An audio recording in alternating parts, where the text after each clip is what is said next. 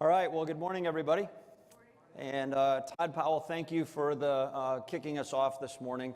Todd Powell is the chair of the Florida Chamber Foundation for the next 2 years. And Todd talked a lot about 2006 and how much Florida has changed since then. Today, we're obviously going to be talking about infrastructure, where we've been, where we're going. And my role over the next 10 minutes or so is to give a perspective of all of the things the business community has going on in the past couple of years, but really over the next decade. And if you only hear me say one thing today, I would want you to know that we think the vision's possible if we stay united. If everybody leaves a conference like this and goes back and focuses on their particular part of infrastructure, then other states are going to jump ahead of us and they're going to have the advantage. I think what you heard Ananth Prasad say on here is that Florida in many ways is the national model. If you just think for a second about where we're physically positioned today, right, at Babcock Ranch in Southwest Florida, I just want you to think about that for a second.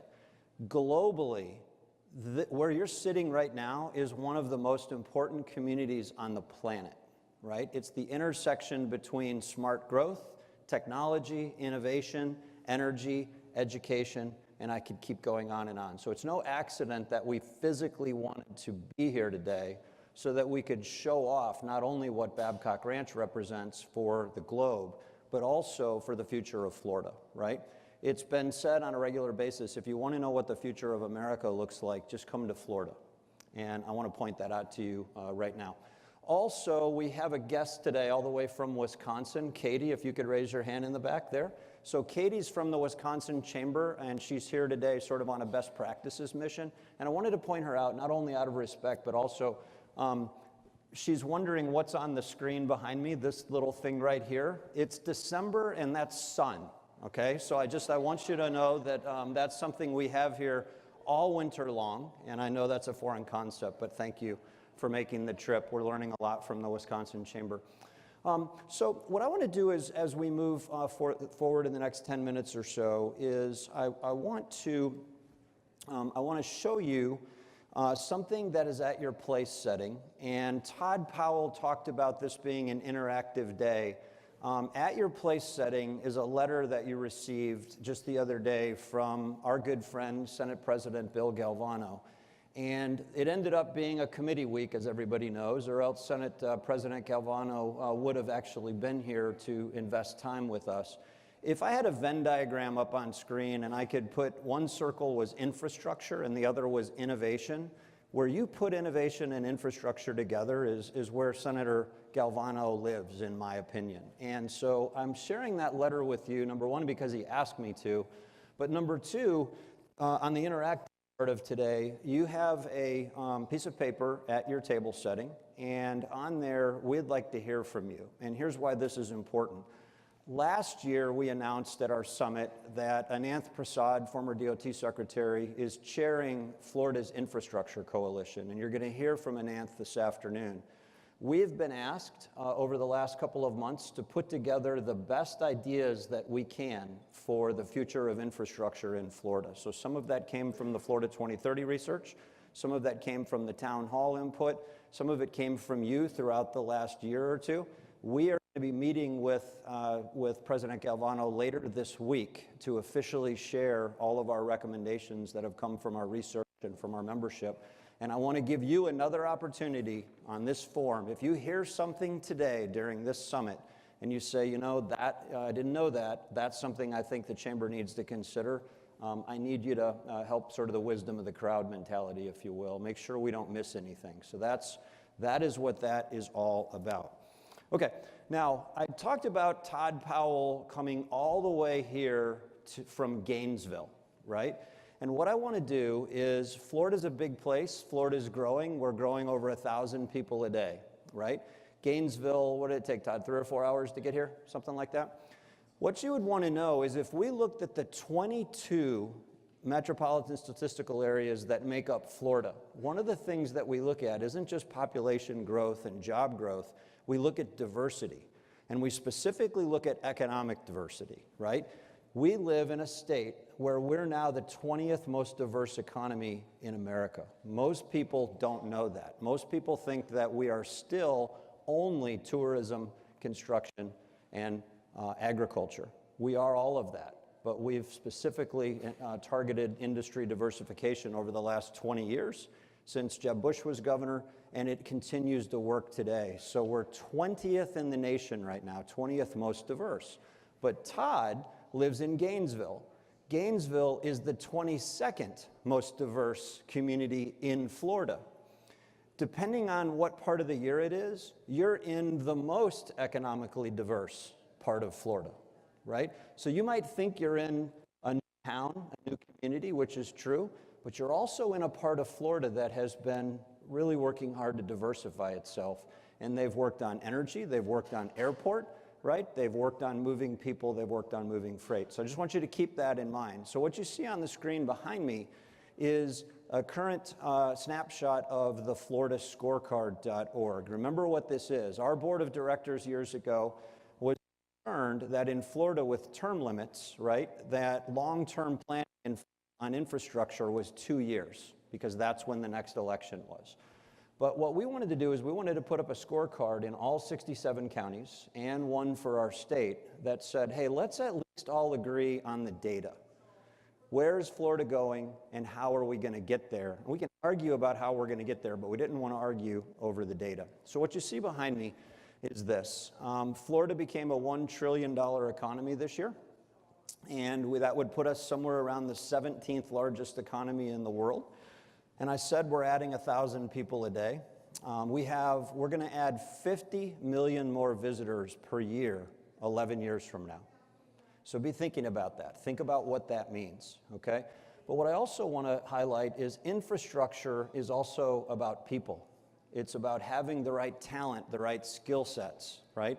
And if you think about it, in Florida at any given time, we have over 200,000 jobs that are open that are looking for qualified people. But we always have about 350,000 people that are looking for jobs. And so one of Florida's infrastructure solutions is to do what state colleges and some universities are doing now, and that's to focus like a laser beam on how can we meet the future talent needs of the infrastructure industry. So keep that in mind as we go through today.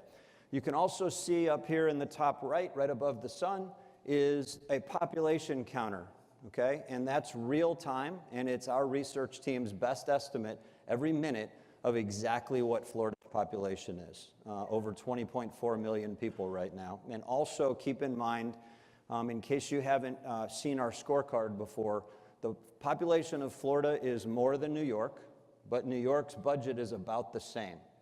So we've been setting the national example on infrastructure decisions and infrastructure funding at a time when our tax load on the residents of Florida is about half of what the tax load is in places like New York. So just keep that in mind. That helps us with our competitiveness.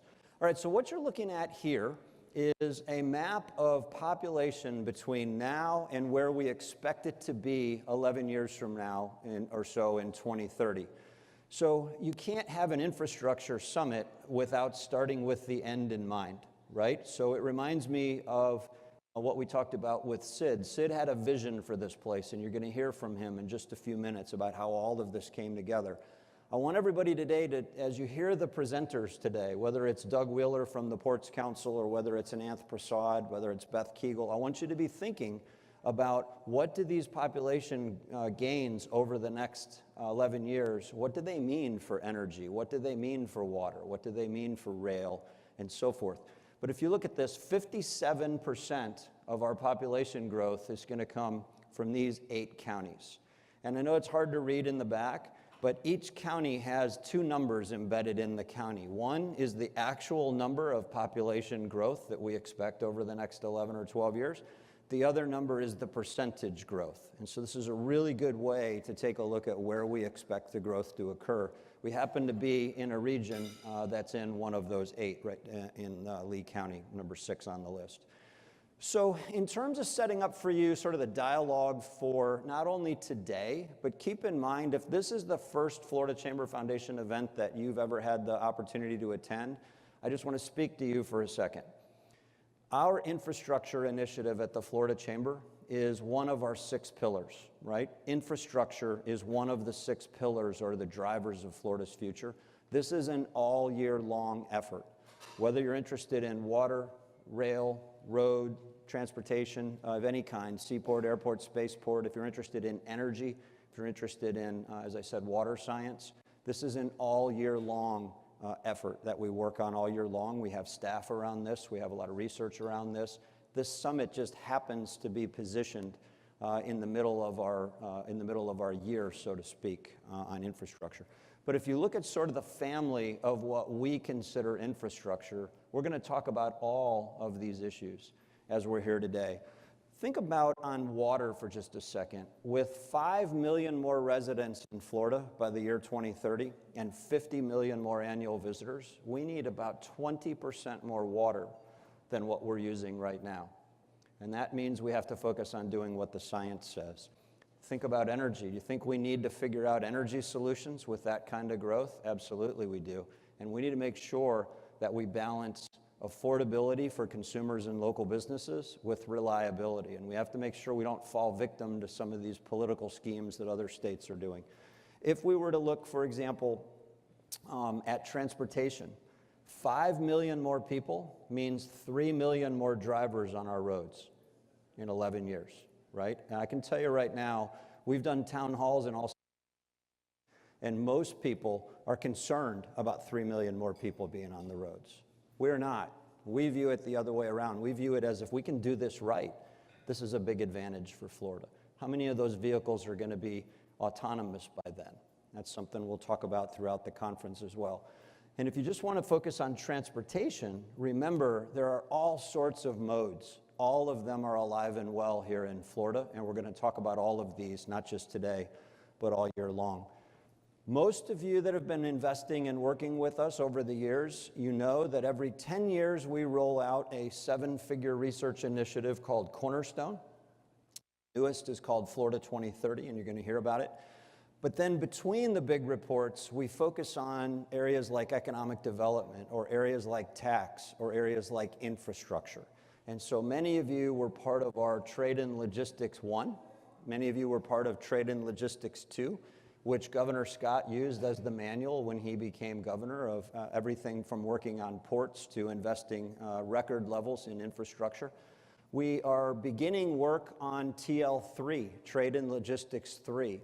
So on that sheet that I just mentioned to you about giving us feedback, if you're interested in helping us write Florida's next infrastructure plan, the business community-led part of that, then we need to know that, and that form is a perfect place for you to tell us about that.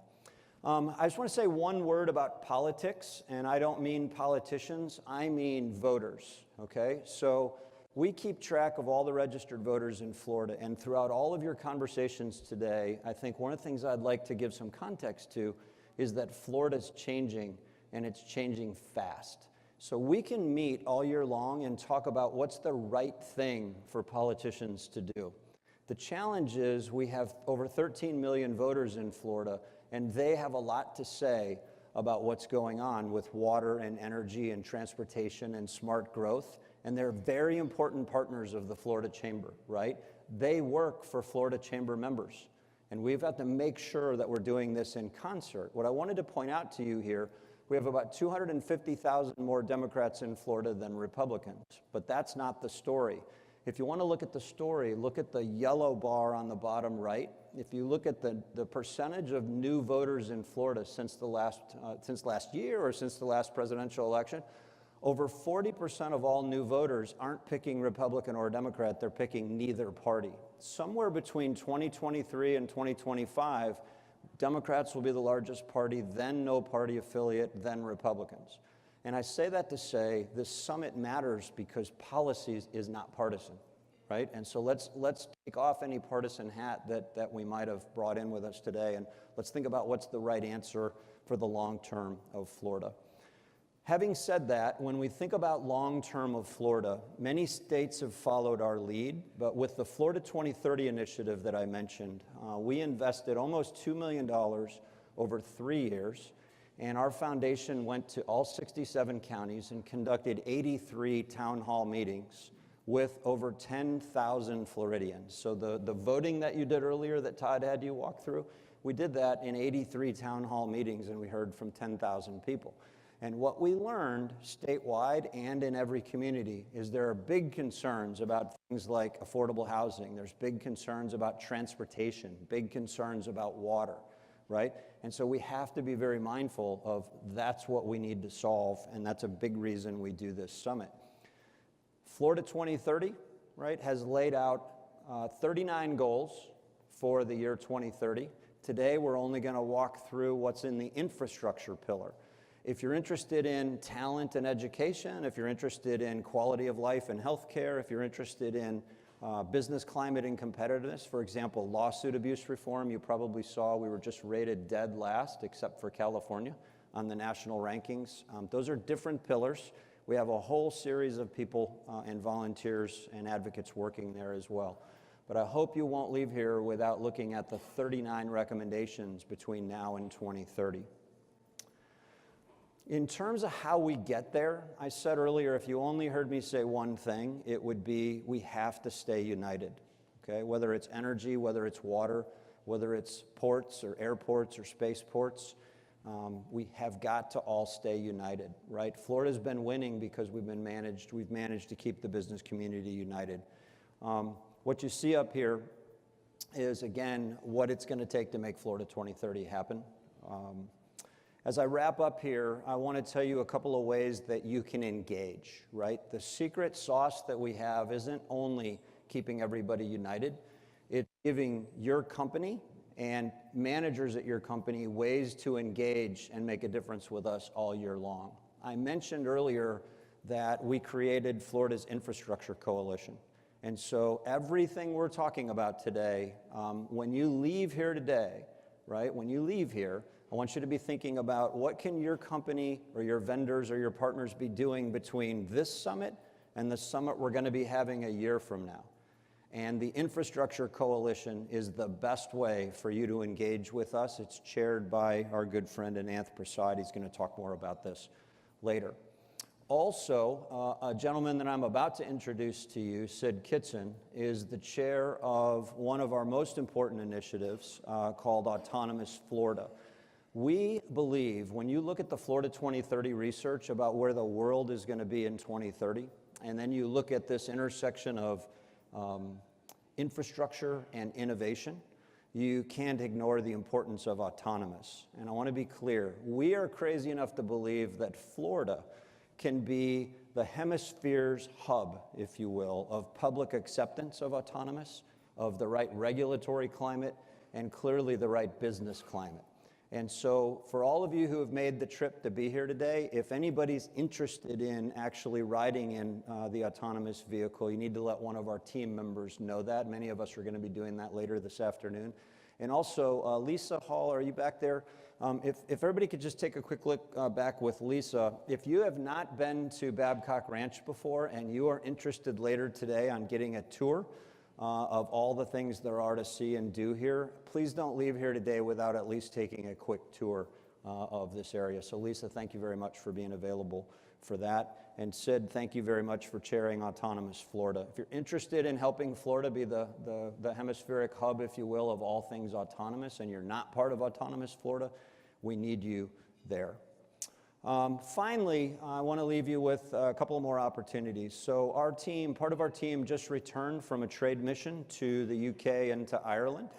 Very, very important foreign direct investors. And if you think about the future of P3s and you think about the future of investment, it's very strategic about why we would go to certain parts of the world to be thinking about partners on all of the investment opportunities that we have in Florida. We have a full-time international division, and this is what they focus on. So that's a bit about what that is. Also on the right here, top right, you see in February, in connection with our legislative fly-in, we'll be doing our next Global Florida dinner, right? And so if you're interested in global trade, whether it's foreign direct investment, whether it's helping your region with exports, by all means, let us know and we'll save a spot for you at our next event. So here you have a look at some of our next statewide summits that are coming up. Many of you will attend 2 or 3 of these summits during the year. But remember, every one of these summits is connected to a pillar, and every one of these pillars is helping all year long to advance the Florida 2030 initiative. So my ask of you is if you see an area that your company's interested in, so like Dave Sweeney at RS&H is a board member of ours over here. RS&H has team members, lead team members, almost every one of these pillars. So it might not be the same person at RS&H that attends the Workforce Summit as the one who attends our Business Climate and Competitiveness Summit. But Dave, it means a lot to us that the president of RS&H would come all the way here to be part of our summit today. So thank you and the team for making this happen.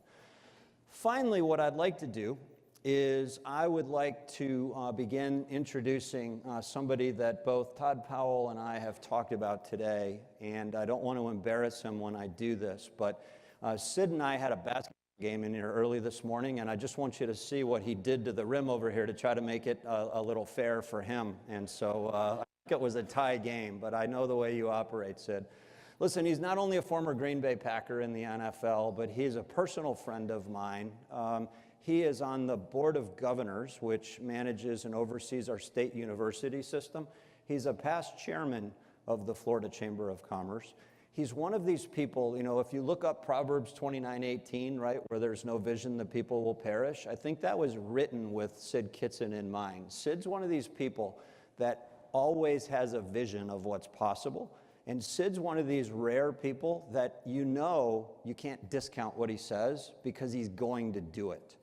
And I can only imagine, Todd, back when this place was being conceived and people said, Sid, you're going to do what, right? So here's what I would want you to know. He's a member of the Council of 100. He's a member of our current board of directors. He chairs our autonomous Florida. I'm convinced you have at least 2 twin brothers because every time we turn around, you're here helping the Florida Chamber secure Florida's future. You're in for a real treat because at the beginning here of our summit, Sid is actually going to walk you through what this place used to be, what it is now, and where it's going. And I want to end with the request I had from you when I started. Remember, we're physically in one of the most important communities on the planet right now. Because Sid, what you're doing here, what your board's doing, what your team's doing is globally important. And it's an honor for this to be right here in Florida. And to attach our Autonomous Florida initiative to this with our friends later this afternoon and tomorrow, and to have all of you here all year long. This is not a one-day summit. This is a decade-long mission that we're on, and I can think of nobody better to kick us off than Sid Kitson. Please help me welcome Sid for hosting us.